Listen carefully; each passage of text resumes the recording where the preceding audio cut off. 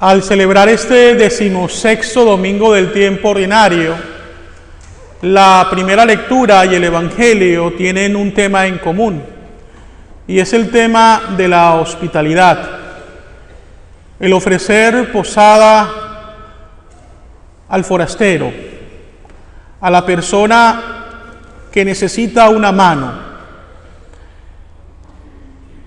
En el tiempo del Antiguo Testamento y del Nuevo Testamento se daba una gran importancia a esta obra de misericordia debido a que los viajes que se hacían eran largos, muchos de ellos también bajo climas inclementes.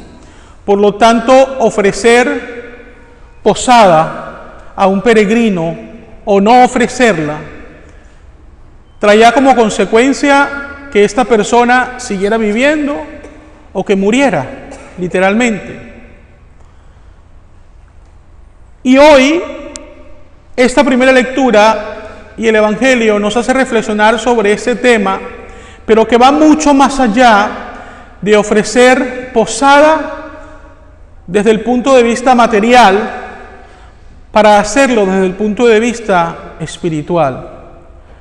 Puede ser que con cierta frecuencia nosotros nos veamos en la necesidad de ofrecer posada a alguien. Puede ser tampoco que esto ocurra, pero lo que sí puede ocurrir cada día de nuestra vida es que nosotros acojamos espiritualmente a alguien que se encuentra en un momento de vulnerabilidad, de necesidad, un momento de quiebre espiritual. Y es allí donde tenemos que ser bastante atentos para poder comprender lo que Dios quiere de nosotros. Repito, el acoger, el ser hospitalarios, no se limita solo al techo, sino a nuestra actitud, de ir al encuentro de aquella persona que necesita tal vez alguien que lo escuche y una palabra de consuelo. Así que teniendo esto en cuenta, meditemos pues esta primera lectura tomada del Génesis, que nos presenta a Abraham y a su esposa Sara. Abraham es conocido como el padre en la fe. Sin embargo, yo creo que Abraham también tiene que ser recordado como el hombre que tiene paciencia y que sabe esperar en las promesas del Señor. El texto de hoy nos dice que el Señor se aparece a Abraham en forma de 3 personas. Los exegetas suelen decir que esto representa a la Santísima Trinidad, Padre, Hijo y Espíritu Santo. Pero lo interesante de esto es que Abraham es capaz de reconocer que esas 3 personas que lo visitan representan a Dios. Es Dios mismo el que está allí, llegando a la casa de Abraham. Ahora, no era la primera vez que Abraham recibía la visita de Dios. Ya él lo había visto 25 años antes, cuando Dios se le apareció y le pidió dejar su tierra y le invitó a creer en una promesa: vete a la tierra que yo te mostraré y te haré padre de una gran descendencia. Sin embargo, hasta esta segunda visita, repito, habían pasado 25 años y esta promesa de Dios todavía no se cumplía. Abraham ya tenía 100 años, su esposa Sara tenía 90 y seguían sin tener un hijo. Y tal vez con pocas esperanzas de que esto llegara a suceder. Por lo tanto, Abraham tenía razones de sobra para aprovechar la visita de Dios y reclamarle por no cumplir su promesa. Sin embargo, él no pierde el tiempo en discusiones innecesarias. Él aprovecha la visita de Dios para atenderlo como Dios merece. Le pide que se quede, le ofrece agua para los pies, invita a Sara a que le haga pan, y él mismo va a sacrificar un ternero para ofrecérselo. Es decir, Abraham demuestra con su acción de que no está molesto con Dios y que por el contrario está agradecido con Él y que sigue esperando en el cumplimiento de la promesa. ¿Cuántas veces nosotros fallamos en esto? Nos cuesta creer en las promesas del Señor, y cuando decimos creer en ellas, aceleramos los tiempos, porque creemos que conocemos mejor el guión de nuestra vida que Dios mismo. Entonces queremos que al final Dios haga mi voluntad en mis tiempos, y al hacerlo estamos cometiendo un error muy grande. Abraham entonces sirve a Dios con amor, le da hospitalidad, y al final es cuando recibe una vez más una promesa.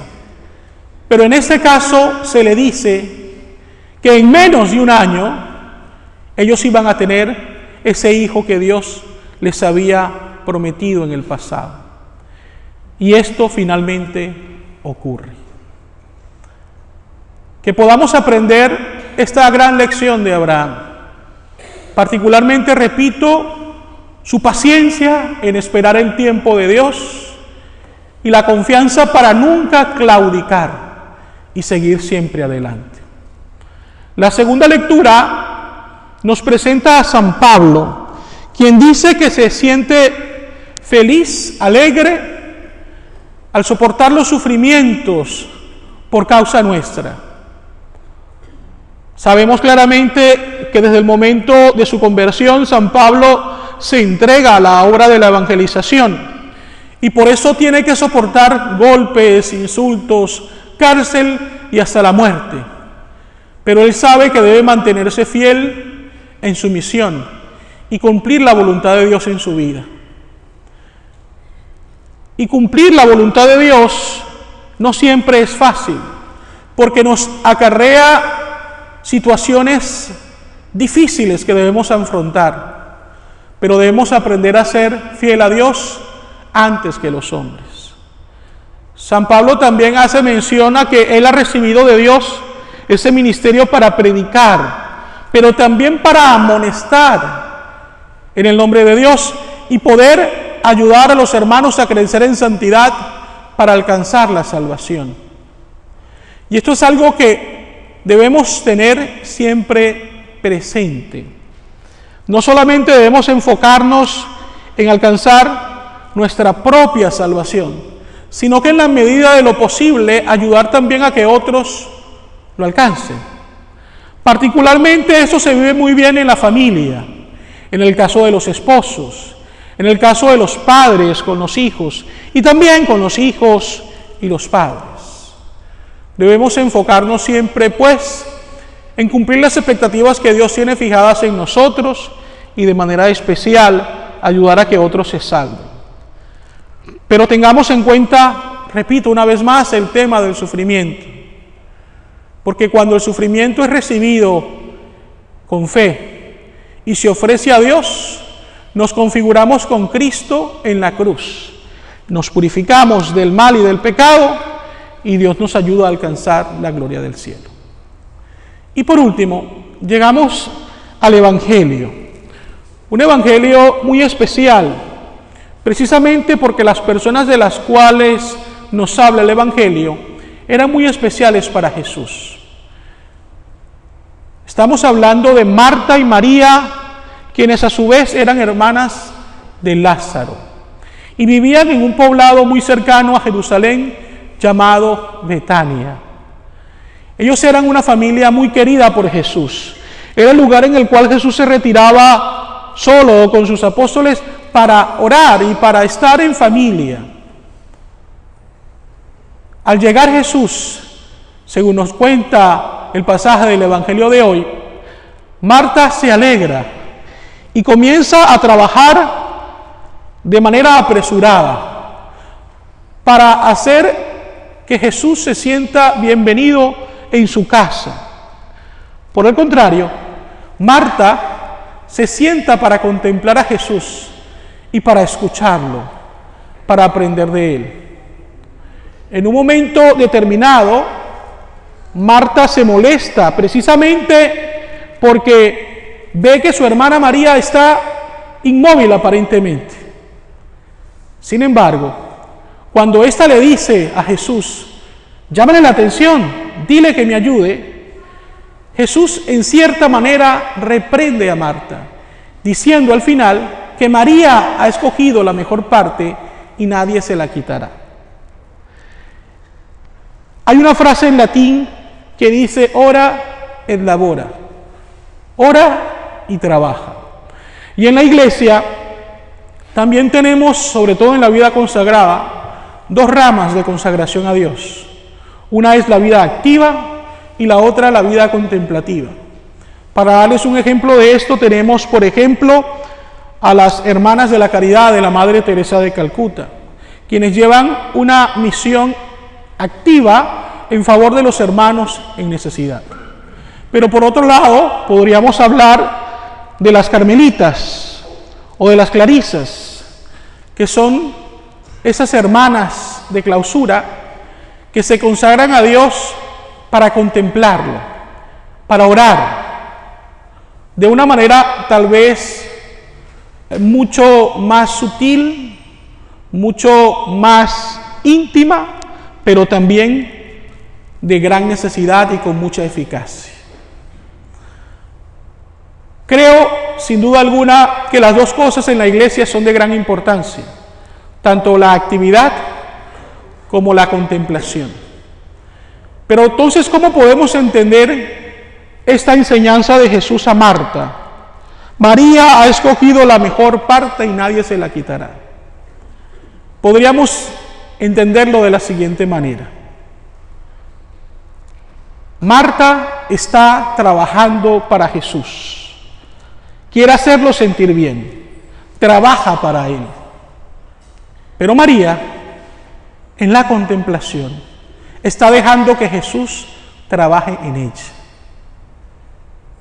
Y esto es de gran importancia, porque para nosotros poder llegar a trabajar por Dios y para Dios, tenemos que dejar primero que Él trabaje en nosotros. El éxito o los frutos de nuestra labor pastoral, misionera, se deriva del hecho de que Dios ha trabajado en mí primero. Hay un dicho que todos conocemos y es que nadie puede dar lo que no tiene. Y esto es precisamente lo que sucede en nuestras vidas al momento de servir a Dios y al prójimo en la evangelización. En el seminario se nos insistía mucho de que el sacerdote no es un trabajador social. Los trabajadores sociales hacen una gran labor de ayuda al prójimo, al necesitado. Pero el sacerdote no es un trabajador social. El sacerdote tiene que ser un hombre de Dios. Y toda su labor pastoral tiene que fundarse especialmente en la contemplación y en la oración. Se dice que mujeres como la Madre Angélica y precisamente la Madre Teresa de Calcuta, de la cual les hablaba hace un momento, emprendían grandes proyectos solo después de haber orado y de habérselos consultado al Señor en la oración. Les voy a poner otro ejemplo bíblico que también nos puede ayudar a entender un poco ese mensaje. Recuérdense de esa noche que Pedro junto a algunos otros intentan pescar sin obtener buenos resultados. Aparece Jesús, les pide que tiren la red a la derecha, lo hacen y pescan una gran cantidad de peces. La diferencia fue pescar sin Jesús a pescar con Jesús. La diferencia fue tener a Jesús en la barca o no tenerlo en la barca. ¿Cuántas veces nosotros en nuestra vida tomamos decisiones humanas sin consultarlas con Dios, sin dejar que Él se monte en la barca de mi vida? Y es por eso que tal vez los resultados no son los esperados. Creo que con humildad debemos aprender entonces a poner frente a Dios nuestras inquietudes, nuestros deseos y nuestros planes. Porque si nuestros planes, además de ser bien intencionados, van en dirección de cumplir la voluntad de Dios, Dios bendice todos estos planes. Queridos hermanos, aprovechemos pues este día para reflexionar cuánto de nuestro trabajo y de nuestro esfuerzo del día a día está fundamentado en la contemplación de Dios, en la oración ante Dios. Solo así podremos obtener mejores resultados.